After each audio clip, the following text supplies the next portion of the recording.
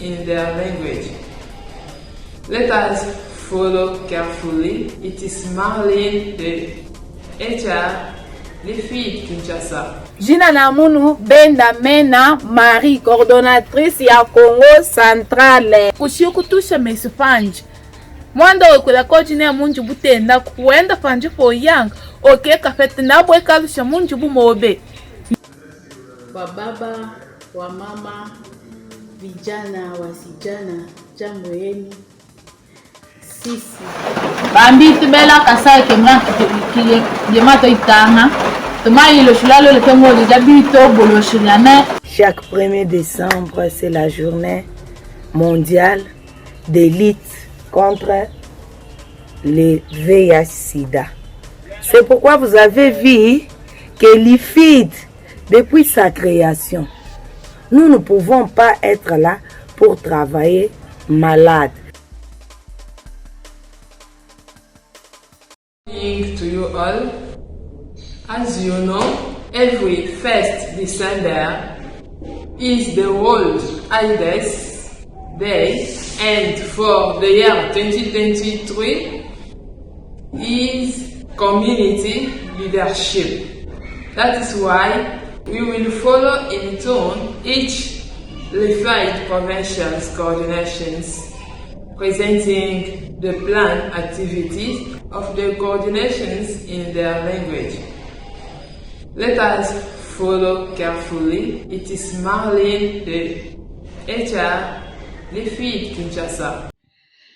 Chers membres de la communauté, bonjour. Je m'appelle Lydia Famba, je suis la coordonnatrice provinciale de la LIFI de Kasai. Comme vous le savez, c'est chaque année que le monde entier commémore la journée mondiale du sida. Les gens du monde entier s'unissent pour apporter leur soutien aux personnes vivant avec les VIH-Sida. Et pour s'en souvenir de personnes qui ont perdu la vie pour cette cause, voilà la raison que chaque 1er décembre, nous nous souvenons de cette journée.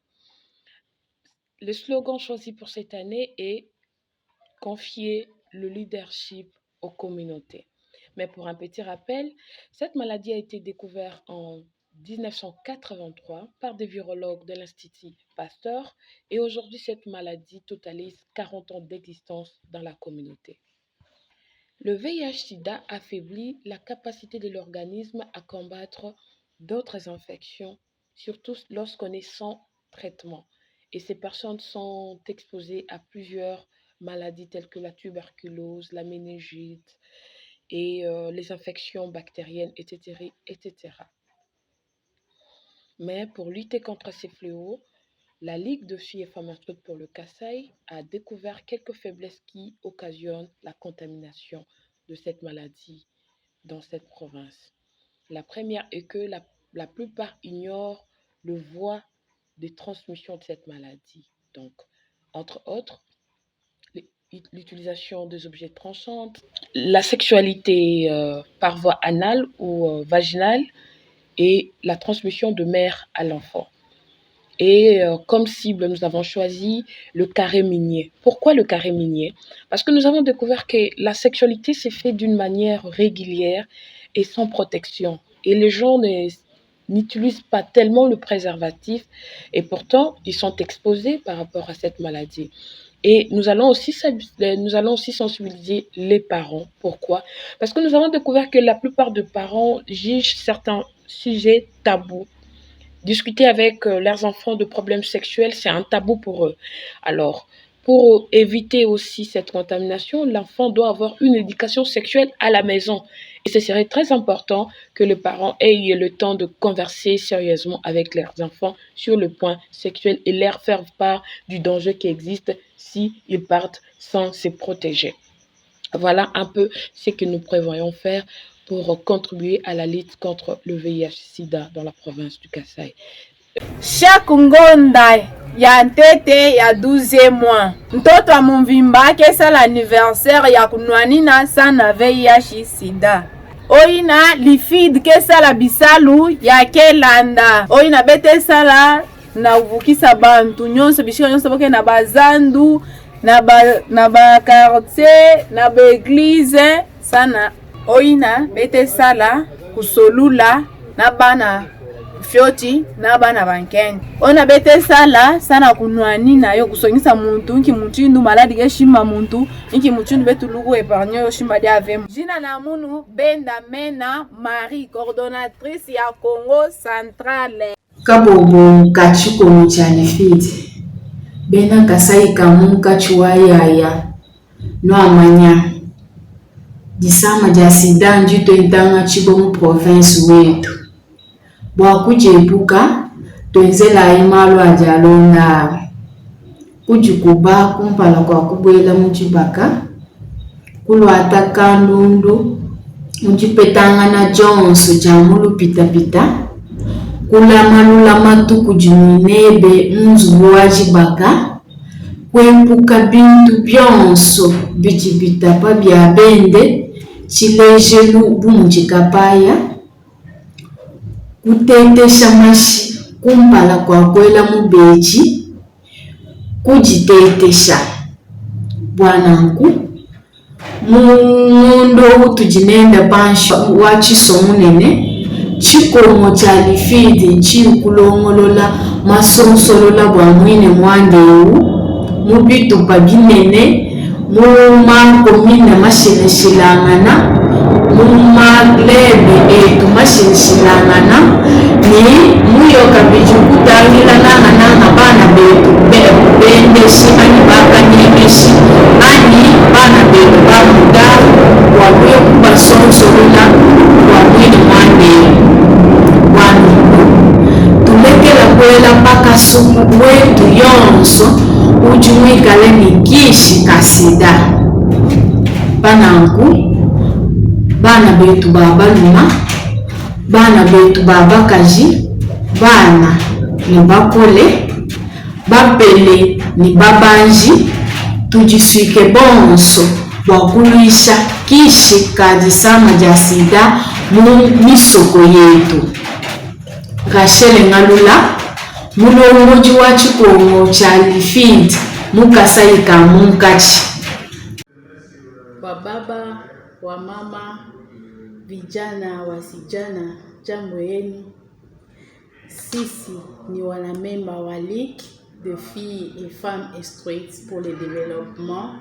Kwa Swahili, sisi ni kikundi kia wasijana na wamama waliofundishwa kwa ajili ya maendeleo. Kwa kusherekea siku kuu ya VIH/SIDA kama vile inavyofanyika katika nchi mingi duniani, sisi wanamemba kama vile kikundi ketu tunashughulikia afya, tunashughulikia usafi, tunashughulikia pia ukatili na ubakaji. Tulipenda tupiganishe hii malali ndani ya jimbo letu ya Lualaba, kwenye makariere, masomo, kanisa, vikundi vya vijana na kadhalika, kwa kupitia masensibilisation. Kwa kuwa ndani ya makariere wababa wanaacha wabibi zao kumanyumba, wanaenda kamatana na wasichana wasiojua eta serolojike yao. Kuma masomo wa mwalimu wanakamatana na wanafunzi juu mwanafunzi apate point, unaenda ona wanapatikana wote.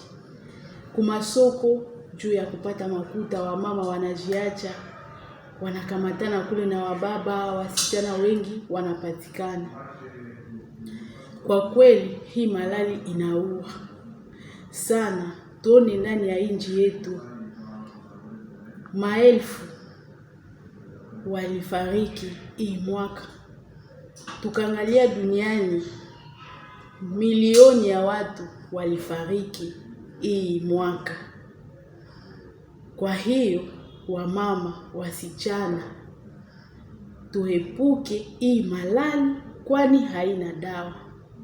Na tukue na fade pistage juu tuyue maeta serolojike yetu.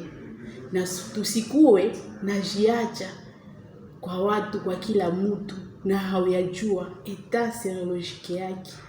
Ni mimi wenu Sadiki Sadia, coordonnatrice Lifid Lualaba. Na mokilo yangonde pona sanza oyo ya décembre tobongisi makambo ebele ya kosala en rapport avec le sida. Tobongisi ba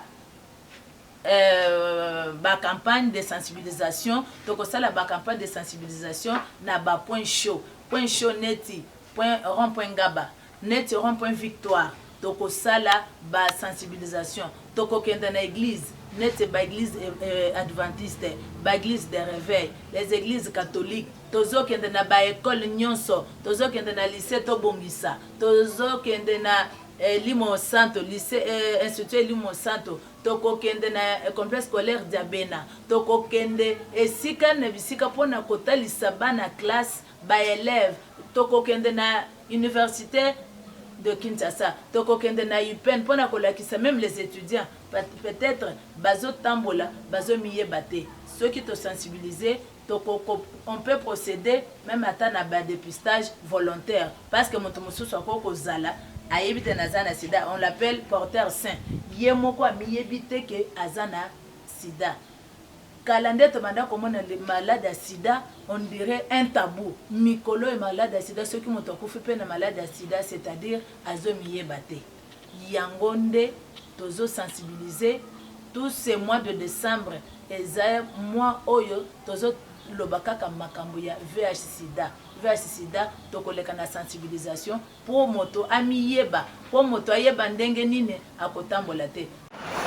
Bambi tibela Kasai kemra kile jemato itanga tomai lo shulalo le tengo de jabito bolo shiriane to la chou ishala champagne imabito préparer sensibilisation au dia moi me malendi boal boko basida bitwa kimtoma yeba ne boal boko bonjaka boal ba fane ka bola menengo bi chacheke ngo bitan o bitane boal boko ka bi poto wati bi il faut to sholo utiliser bikete bimat tapa kumpoto bikete muna tupaya ta kema no moto utiliser wantla wa koncho talo utiliser ka penbi ndong pamoda ma utiliser ndongando wa koncho utiliser ka penbi kwa katuma yeba ela boal boko nyani bi moto pama ma utiliser ciseau yanda wa koncho utiliser bi boal pamota kona dita pot la wa kwa yotol ka fa ka no utiliser pa ba la boal boko ba sida la wa no bashi boal boko pour que chana o mala bendo wa bashi la mota ya ko ya kana kan shumwa ya mpulbi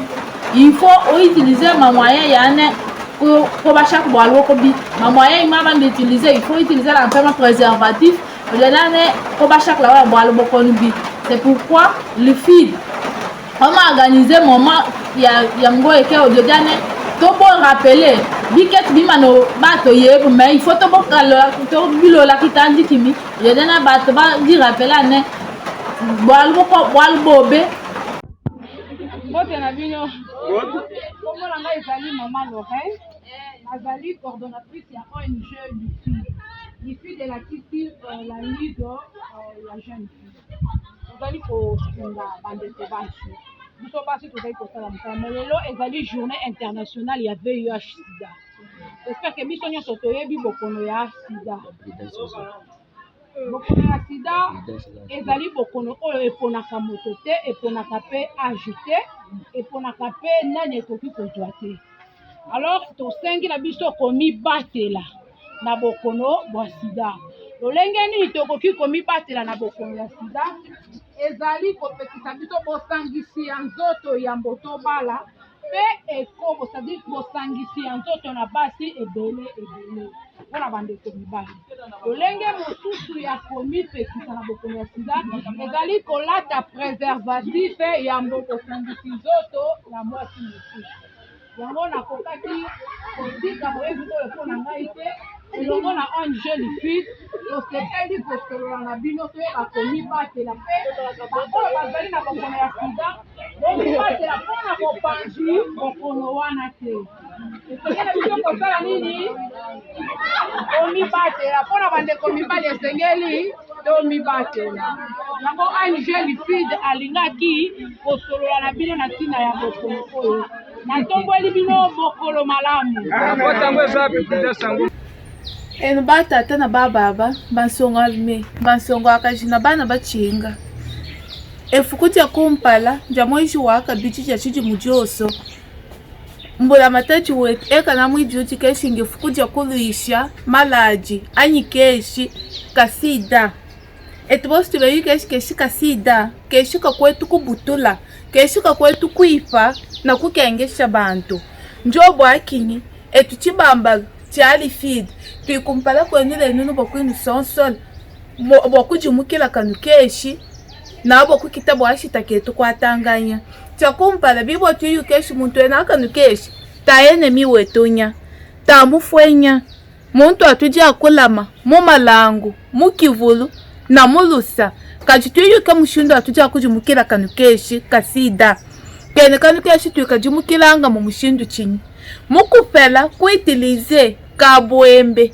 kabadi betilize kwe munju muntu lushingi tufete chintu chosu chitafije nanga kupela kuitilize cha chintu mwani shiboka itilize chintu chabadi bapo kuitilize na mukwe muntu ena malaji asida okwetu kupete na anobe ka keshi etube kumabaka kulama kuikanda munjibu kushikutusha mesifanje mwanda wekwela kojine ya munjubu tenda kuenda panji po yanga oke kafete nabo ekalusha munjubu mobe ndufulo botu ejo musango mune munjubu byabya tuikuji bokwenu bushulula bokwenu vuluija mwanda waka nukeshi tukayikanga mu myaba yoso tufika mu territoire tuya mu makomine tweshileni shileni tuya kuiba montar mubisalo na kwinu bushulula nubamono bantu bafika bokwinu bushulula bokeshi kasida niyo keshi mbana lifide babafiki baba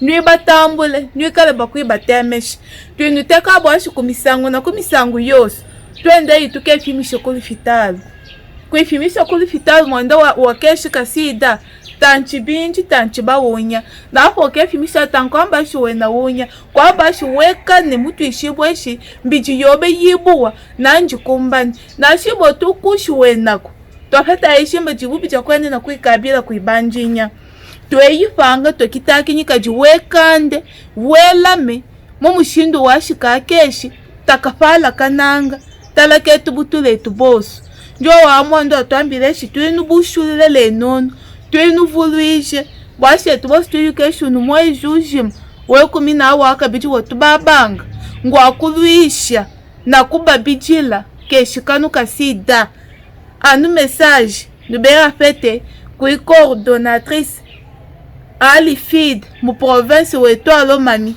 Madeleine Ngoyi. Chaque 1er décembre, c'est la journée mondiale de lutte contre les VIH-Sida. C'est pourquoi vous avez vu que l'IFID, depuis sa création, nous ne pouvons pas être là pour travailler malade. Et nous ne voulons pas qu'il y ait des malades. Parce que cette maladie, c'est un fléau mondial qui freine le développement, qui a des conséquences à tous les niveaux. Et ces conséquences bloquent le développement, bloquent la société. C'est pourquoi vous avez vu, hein, chaque coordination LIFID a prévu les activités de sensibilisation pour lutter contre cette maladie pendant ces mois d'élite. Mais l'IFID en fait chaque jour. Merci beaucoup. Recevez tous nos membres dans toutes les provinces